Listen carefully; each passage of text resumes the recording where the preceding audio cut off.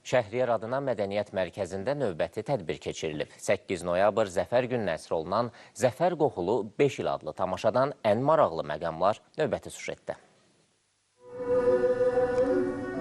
Asan Könülləri Təşkilatının Mədəniyyət Carçısı proqramı çərçivəsində səhnələşdirilən Zəfər qoxulu 5 il tamaşası 1-ci və 2-ci Qarabağ müharibələrinin ağır yükünü bədii şəkildə tamaşaçılara çatdırdı.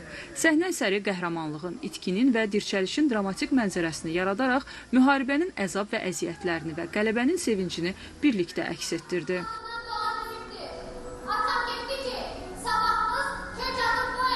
Yaşanan hər bir detal, yaşanan hər bir hadisəni könüllərimiz tərəfindən səhnələşdirməyə çalışmışıq. Biz torpağı bir aktyor üzərindən canlandırmışıq. Çox uğurlu alınıb.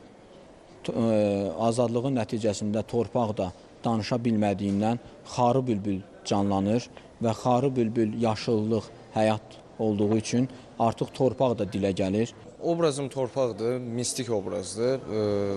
Burada onu göstərir ki, bəs torpaq necə oyanır, onun oyanışı, bu oyanmasının səbəbində olan proseslər hər birisi tamaşamızda göstərilir.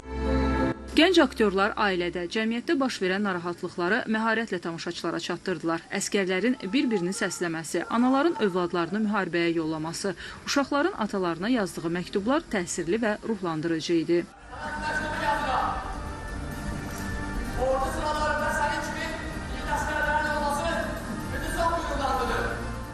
Hadisələrin canlı şahidi olmuş biri olaraq hal-hazırda çox qürur hissi keçirirəm ki, bu tamaşada iştirak eləyirəm. İlk olaraq bir nənə rolunu canlandırıram və bu zaman sanki bizə artıq müharibə başlamazdan öncə bir uşağın yuxusuyla bu bizə ayan olurmuş şəkildə başlayacaq tamaşamız. Daha sonra ana rolunu canlandıracağam. Orada da bir övladımı əskərə yola salırmışcasına qürur hissi ilə çıxış eləyəcəm. Zəfər hər bir vətəndaşın çiyinlərində qürurla daşıdığı mənəvi mirasdır. Lakin bu zəfəri qorumaq, onun dəyərini yaşatmaq və gələcəyə ötürmək kimi müqəddəs öhdəlik bilavasitə gənc nəslin üzərinə düşür. Məmməd Məmmədli, Bağır Kərimov, Sevgi Əlizadə, Səbnə Bayramova, Mədəniyyət xəbərləri.